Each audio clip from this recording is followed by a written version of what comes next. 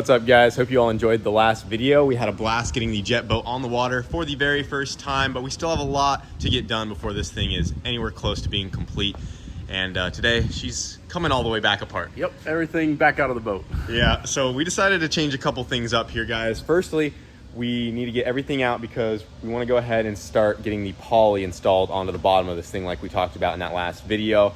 But we also realized while we were out on the water, you know, some of you guys in the comments have given your input and stuff, and we ran the fuel cell next to the exhaust. We heat wrapped the exhaust. It didn't get too hot, but it did get a little warm down in there. And just for peace of mind, we are actually going to be moving the fuel cell over to the intake side of the engine here. Like I said, our initial thought was to put it over here so we could keep like an extra plastic fuel jug over there and some other things out of the way, but honestly I put it over there for weight distribution. Yeah, you wanted the bias of it, but because if you had a single person driving the boat, then the offset of the weight, you'd have the fuel over there, driver over here. But the boat's got such a flat bottom back here that it's not really going to make a difference. It actually sat in the water and like barely leaned to that side at all. So yeah, and let's be real, when we're out in the boat, we're going to probably have two people in it because it's not fun by yourself. Yeah, so we're just going to put it over here now. Originally it was just for the weight bias, so yeah, I'm gonna get it away from that, make a lot more room for the turbo stuff, and then eventually, you know, we'll probably put an intercooler over there for the turbo, a water box for the exhaust, and then that'll also help counteract the weight. So just gonna move it, get it done. Be one less thing to worry about with the exhaust being so close to it too. Yeah, it got the job done for our initial test drive, but it's really not going to be a big deal for us to move it over. Just have to weld a couple new tabs on that side and it will literally swap right over. We do have to drill a new hole for a fill neck on that side, which will also help too because filled up yesterday before we went to the lake, and being the opposite side of the side you fill the truck up on, not ideal. You guys definitely did point out some of these things in the comments, but you know, we just wanted to try it out where it was. But we're getting that moved over. We'll move the fuel system stuff over there as well, and then we're going to be swapping the battery onto this side. It was nice having the battery right there though. That is still like the ideal location for the battery since the wiring harness is all right there. So that was another factor that drove us to put the fuel cell over here. But also with moving the fuel cell over, like Wyatt was saying, it'll just give us so much more room for the turbo. When we go to turbo it, we can have way more options for where we can route the exhaust, because right now the fuel tank is right in the way. If we want to run the exhaust kind of down and out, kind of near the water line, we could go kind of right down there.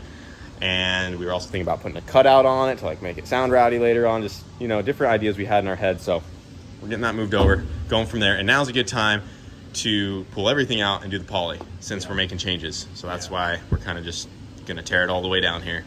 Yep, we wanted, like he was saying, we wanted to get the boat out on the water. It worked great for the test, but now it's time to actually go through and finish everything. So yeah, now that we confirmed that she is water worthy and it works, the concept is gonna do good.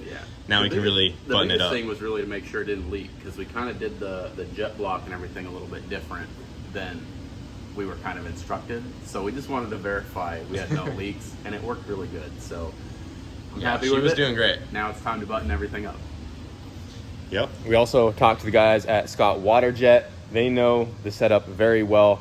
They said that with our engine and impeller setup, we should see about 5,600 RPM at wide open throttle, and we were right there, right at 5,500 RPM. And after we did our first test drive, we got back with them, and they said according to our RPM and speed we were traveling, our engine's probably making around 175 horsepower and 165 foot-pounds of torque to their calculations, which probably sounds about right. It's an untuned engine. There's probably a little more left on the table in just tuning alone.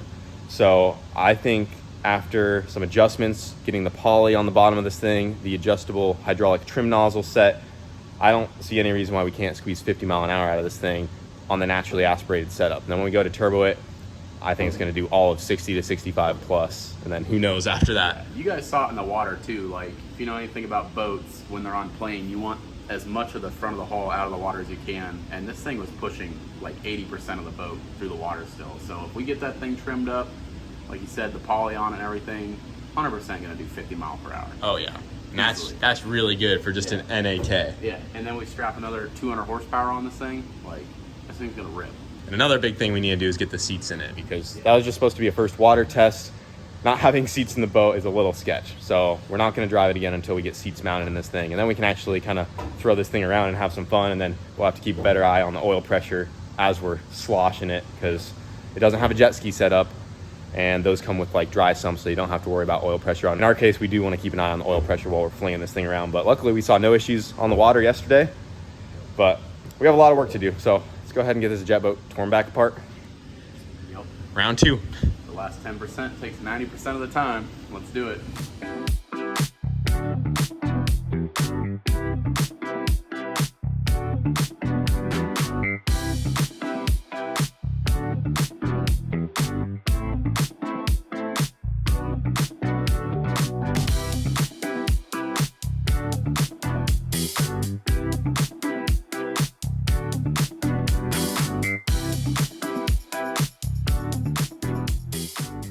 And just like that, guys, our jet boat is pulled all the way back apart. The only thing we left inside was the jet pump unit. That guy is still all sealed up and good to go there. But we got the engine back out of this thing along with the wiring harness and everything else. Because like we said, we're going to be relocating this fuel cell to the other side. Right now, Wyatt's actually trying to get the fuel level sensor to read on the fuel tech, so we'll actually know how much gas is in the tank. Yeah, it'd be nice to know that. Big fancy. Around, so you'd be the first one to ever in the fleet to have a working fuel gauge.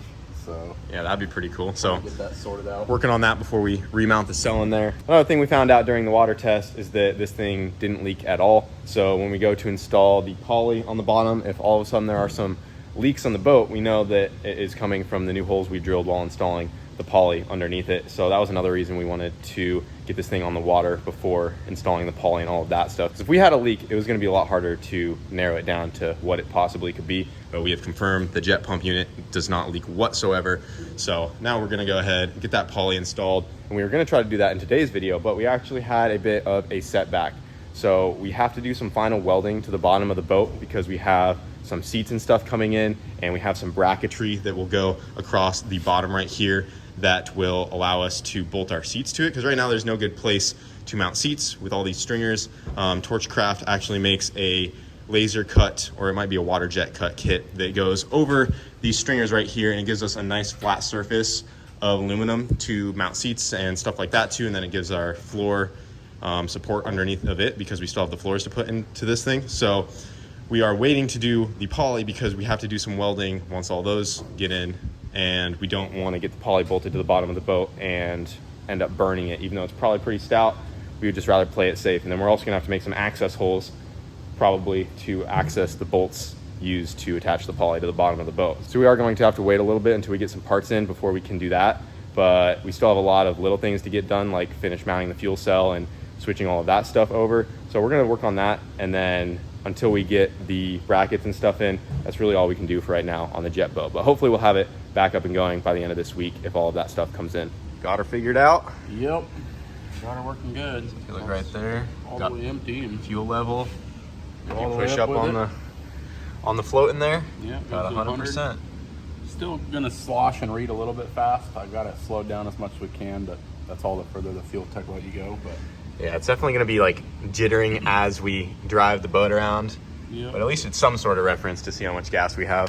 When we know that that's at zero, yeah, we're gonna need some gas. Yeah, and I've got it set a little bit above zero so that, you know, you got like 2 or 3 gallons of reserve, just so, you know, you're kind of ready to head back before you're actually out. So yeah, working definitely better than nothing. Cool that we could adapt the freaking eBay fuel cell sensor to work on the fuel tech there. Yeah, it's a little jittery. It's a cheap sensor, but like I said, it'll serve its purpose. It'll give us a rough idea of where we're at.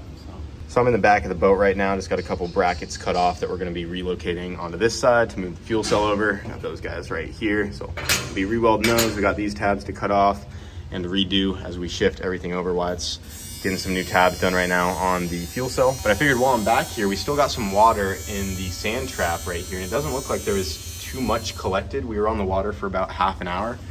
And I figured we should drain this guy out real quick and see how much stuff we caught right here. So let's see, that's not too bad. There's literally almost nothing in there. So that's all our little filter caught for the cooling system. Granted, we were in a big lake, and this would probably be different if we were running in like shallow rivers and stuff. But I mean, for half an hour of riding on the water, and that's all we collected in there, that is not too bad. I saw some of you guys asking about the Rowdicey. This thing's been sitting over here for about a couple months now. We've been busy working on everything else. We still have to get this thing retuned and we got to finish getting the all-wheel drive put back into it with the new wagon differential. She's a little dead right now, so I'm gonna fire this thing up. The tune is actually pretty on point, but we do want to bring it over to Fuel Tech just to make sure it is 100% good to go, and it'd be cool to see what this thing is actually making on Fuel Tech's hub dyno. But once we get the wagon diff back in this thing, get the all-wheel drive hooked back up, and get it tuned, she's pretty much ready to go. And our plan is to bring the Routacy out to the 1320 video ice cream cruise. So last time we brought this thing out there, or it was 2 years ago, the Routacy absolutely dominated out there. That's when we raced the 1,000 horsepower Hellcat, Cletus's C8 Corvette, Nissan GTR with full bolt-ons. Like, we raced all kinds of stuff, and the Routacy was just taking names. So I really want to get the Routacy ready for ice cream cruise again, so we can go roll race people in a 1995 Honda Odyssey and hopefully blow most of their doors off. So that's the plan. But I'm gonna go ahead and fire this thing up because it's been sitting for a minute and she's been collecting some leaves and stuff. We're working on getting some more storage set up out here at the shop because it does suck. A lot of our cars have to sit outside. We just don't have enough room in the shop. But let's go ahead and see if she wants to fire up for us. Come on. Oh, not quite. And we'll go to 40 amps.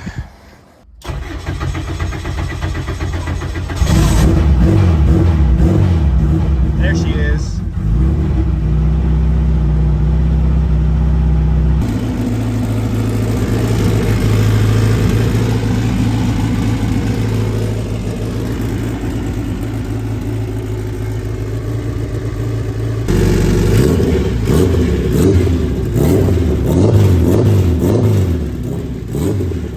Well, she may have been sitting for a little bit, but she fired right back up with a jump box. So we don't have too much more to get done on the Routacy before we can take it back out and hopefully, you know, go beat some people in a minivan. We're also going to try to bring the hatch out to the ice cream cruise as well. They only have an 1/8 mile track there, but I think it'd be fun to do some all-wheel drive action in the hatch. So I believe the hatch will be making it out there as well. So we just got the fuel cell moved over to the driver's side here. Just got to do a couple nut certs, get it bolted down, do some final welding, and she'll be good to go. So at least that didn't take too much time to move over. Yep. But we're going to be a little more comfortable with this being on the intake side, just getting it away from the heat. You know, like I said, we tried the heat wrap and it probably would have been fine, but just for that peace of mind and all that extra room, we think we're going to like it running on this side and the fill being on that side. Yeah, same side as the truck. A lot better. So there were some comments about that stuff, and you know, we just wanted to try it out. We got that first drive out of the way, and now we're making some changes to accommodate. We were actually also thinking about putting the battery tray right here because it does fit perfect right there. We wouldn't have to change any of our wiring. We wouldn't have to extend it to reach over to this side. Our only concern was that we are starting to put a lot of weight on this side, especially if the driver is right here and there is only one person in the boat. Yep. But I mean, it is pretty flat, and we were thinking worst case we could always add some ballast to help balance it out. So that is something that is also in our mind, but we haven't got to remounting that just yet. We might bolt it there and try it for now because the battery will be very easy to relocate if it is an issue. But you know, I feel like it's not too much weight with how flat this thing is. Yeah, it might ride, so we'll probably try it there. Another thing to think about too is it might sit unsettled NA, but once we turbo it, you know, we'll have an intercooler over there, a turbo, probably a water box. So yeah, I'll have a lot of stuff. We can add weight over there. Hopefully it's enough to counteract all this over here, but I think for long term, the battery being there would be fine. Yeah. Once we add all that stuff, so we might as well do it now and just kind of see how she rides. Than having all the heat too. I'm just worried about with the lack of weight over there if this thing's gonna want to sit a little bit. Yeah, well, I guess let's freaking bolt it there and see what happens. I don't think it'll be too bad. The boat rode pretty flat, so I don't think the weight's gonna be too big of a deal. And if it is, we'll figure that out another day. Yep, it'll ride. All right, guys, we've got the old John Deere fired up here, and we've been pulling Witt's truck over to the shop because Wyatt's made a whole bunch of progress on the race truck here. We got some space cleared out because he's gonna be putting this thing on the lift because he's getting close to a final push to get this thing fired up for the first time. All that fab work done, and now it's on to wiring. And yeah, I could use the extra space. So I need it on the lift because I got a bunch of welding underneath to finish, and then also the extra room to lay out all the wiring for it. Yeah, we'll show some updates real quick once we get her into the shop here, but right now we got to put this thing in rabbit mode. Get her into the shop.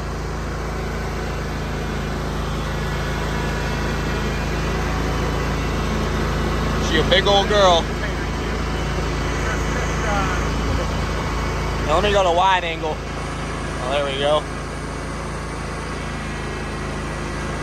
The steering it is been working pretty good. Come on, Bessie. You can do it. Oh, she's bogging down. You got it, come on. Oh, we got an oil pan in the way too. I don't know if you want to grab that oil pan. Cool coming out of there, boy. You want to move that oil pan, or do you want me to go off to the side of it? All right. Rabbit mode engaged.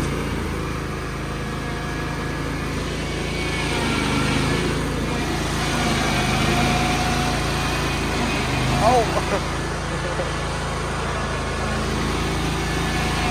Oh, come on. Good.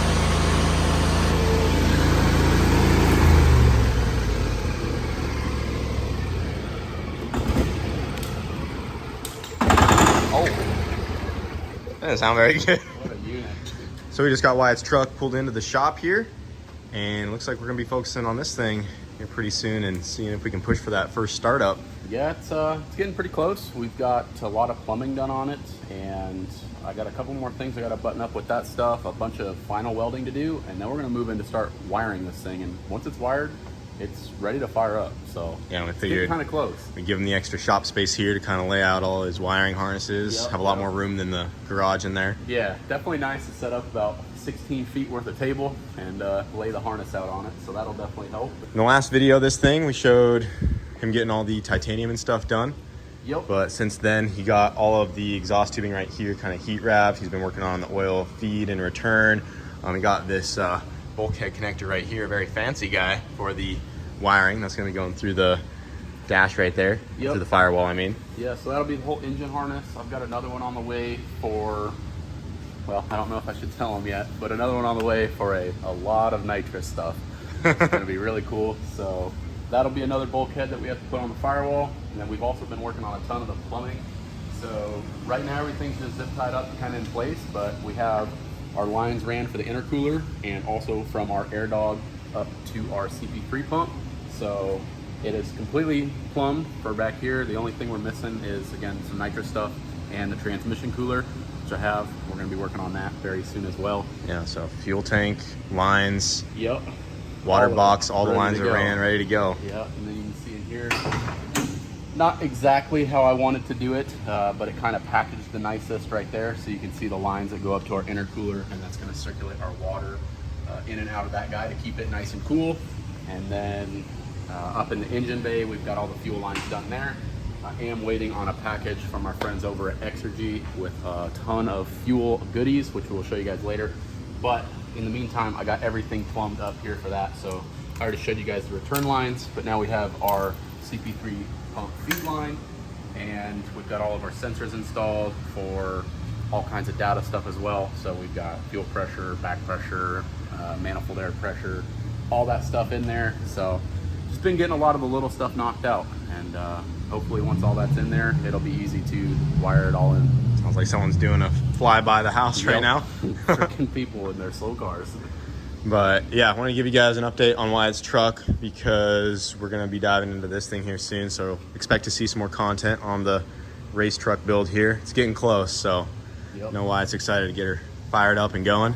Hopefully first fire in about 2 to 3 weeks. So a little bit behind schedule, but it's getting close. So hopefully soon. Yeah, dude, it's coming out sweet. So we'll have more to come on the truck as we make progress with it here in the shop. So hope you guys are excited for that. It's coming. I saw a couple comments about the NSX as well. I know some of you guys have been wondering about this thing. It's been kind of sitting. We haven't done too much with the NSX lately. We actually had a little bit of an issue with the NSX. It was breaking up on us, and it took us a couple days to figure out why it was doing it. We were looking over the logs, couldn't figure it out, and then I ended up talking to Brent, and I found it pretty fast. It was actually a very simple fix that we should have found right away. The log would have told us everything, but I did notice when we logged it, we had no cam degree. So our VTC was just at 0 degrees the whole time. And that was because the intake air temperature sensor, which is this guy right here, wasn't plugged in. I went to refresh the trans on this thing not too long ago, and after I put it all back together, I forgot to plug that sensor in.